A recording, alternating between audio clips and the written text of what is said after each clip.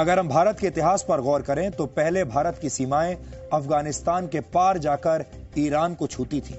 शायद आपको यह जानकर बहुत हैरानी होगी कि वर्ष 980 में, यानी आज से करीब 1000 साल पहले, अफगानिस्तान पर राजा जयपाल का शासन हुआ करता था और वो एक हिंदू राजा थे।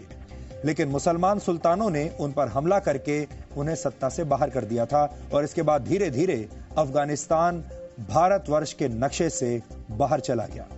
अब आप जरा विचार कीजिए कि आज पैदा होने वाली भारत की पीढ़ी क्या इस बात पर कभी भरोसा कर सकती है कि अफगानिस्तान में कभी हिंदू बहुसंख्यक थे और वहां के राजा हिंदू हुआ करते थे। 6ठी शताब्दी में, यानी आज से करीब 1400 वर्ष पहले, इस्लाम धर्म सऊदी अरब से दुनिया में फैलने लगा और यह ऐतिहासिक सत्य है कि जैसे जैसे इस्लाम का प्रसार हुआ वैसे वैसे भारत की सीमाएं छोटी होती चली गई। इन दोनों के बीच में एक कनेक्शन है। आखिरी बार भारत का नक्शा 1947 में बदला, जब पाकिस्तान के रूप में भारत का एक बड़ा हिस्सा भारत से अलग हो गया। और दुख की बात यह है कि इस्लाम के नाम पर ही पाकिस्तान का भी निर्माण हुआ, यानी तब भी भारत के टूटने की वजह इस्लामिक कट्टरता ही थी। लेकिन यह सिर्फ 100 या 200 वर्षों का इतिहास नहीं है। पूरे 1300 वर्षों तक, यानी 1300 वर्षों तक भारत में हिंदुओं का दमन हुआ। भारत पर सबसे पहला सफल हमला मोहम्मद बिन कासिम ने किया था। संविधान का निर्माण करने वाले डॉक्टर भीमराव अंबेडकर ने अपनी एक किताब में इस ऐतिहासिक घटना का जिक्र किया है। इस किताब का नाम है पाकिस्तान या भारत का विभाजन। ये किताब इस वक्त मेरे हाथ में है। इसमें से कुछ पढ़कर आपको आज सुनाऊंगा। पाकिस्तान अथवा भारत का विभाजन, डॉक्टर BR अंबेडकर ने इस किताब को लिखा है। ये देखिए, ये वो किताब है, इसी को आज मैं कोट करने वाला हूं आपके सामने। भारत पर पहला हमला करने वाले मोहम्मद बिन कासिम ने सिंध की विजय के बाद अरब के खलीफा हजाज को एक पत्र लिखा था।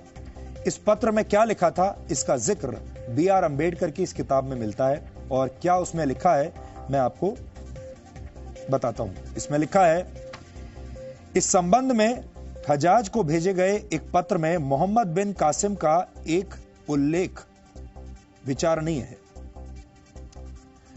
राजा दाहिर के भतीजे, उसके योद्धाओं और प्रमुख अधिकारियों को ठिकाने लगा दिया गया है और मूर्ति पूजकों को या तो इस्लाम में दीक्षित कर दिया गया है अथवा उन्हें तबाह कर दिया गया है। मूर्तियों वाले मंदिरों के स्थान पर मस्जिद और अन्य इबादत स्थल बनाए गए हैं। कुतबा पढ़ी जाती है, अजान दी जाती है ताकि निर्धारित घंटों पर इबादत हो सके। तकबीर और अल्लाहू अकबर की सदाएं हर सवेरे शाम गूंजती हैं। यह पत्र राजा के सिर के साथ भेजा गया था। इसे प्राप्त करने के बाद हज ने अपने सेनापति को निम्नलिखित पत्र भेजा। अब हजाज ने क्या वापस पत्र भेजा वो भी सुनिए। उन्होंने लिखा अपने सेनापति को, इसके अलावा तुम सभी बड़े और छोटे को सुरक्षा दो, शत्रु और मित्र में भेदभाव ना करो। खुदा का कथन है कि मूर्ति पूजकों से कोई रियायत ना बरतो। मूर्ति पूजकों से यह मतलब है हिंदुओं का। मूर्ति पूजकों से कोई रियायत ना बरतो, अपितु उनके गले काट दो। ये समझ लो कि यही महान अल्लाह का आदेश है। तुम्हें अभयदान देने के लिए तुरंत तैयार नहीं होना चाहिए, क्योंकि इससे तुम्हारा काम और बढ़ जाएगा। इसके बाद उन दुश्मनों के अलावा जो सामान्य सैनिक हैं, किसी को न बख्शो। ये BR अंबेडकर की किताब है। भारत में हिंदुओं के नरसंहार का एक लंबा इतिहास रहा है और वो भी आज हमने आपके लिए निकाला है। वर्ष 1265 में दिल्ली सल्तनत के सुल्तान गयासुद्दीन बलबन ने मेवात में 1 लाख राजपूतों का कत्ल करवा दिया था। मेवात आज भारत के हरियाणा राज्य का जिला है। वर्ष 1303 में दिल्ली के सुल्तान अलाउद्दीन खिलजी ने चित्तौड़ पर हमला करके 30,000 हिंदुओं का कत्ल कर दिया था।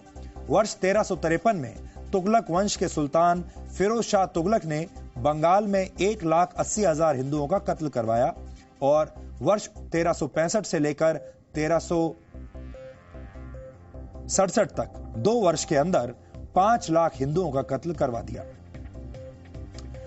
इसके बाद वर्ष 1398 में तैमूर लंग की सेना ने दिल्ली पर हमले से पहले 1 लाख हिंदू कैदियों की हत्या करवाई। मुगल सम्राट अकबर ने नरसिंहपुर में 48,000 हिंदुओं का नरसंहार करवाया था। ये जगह अब मध्य प्रदेश में है। और वर्ष 1568 में अकबर ने चित्तौड़गढ़ पर हमला करके 30,000 हिंदुओं को मरवा दिया था। इस हमले में 8,000 राजपूत महिलाओं ने जौहर कर लिया था, यानी खुद को मार डाला था। वर्ष 1338 में ईरानी हमलावर नादिर शाह ने भारत पर हमला करके 2 साल के अंदर 3 लाख हिंदुओं को मरवा दिया था। इसके बाद हिंदुओं को थोड़ी राहत मिली, क्योंकि पंजाब में सिख और महाराष्ट्र में मराठों ने मुगल साम्राज्य की नींव हिला दी। लेकिन इसके बाद वर्ष 1947 के पहले भी हिंदुओं के कई नरसंहार हुए। वर्ष 1921 में केरल के मालाबार में 2000 से ज्यादा हिंदुओं को मार दिया गया था। इस नरसंहार की वजह खिलाफत आंदोलन को बताया जाता है।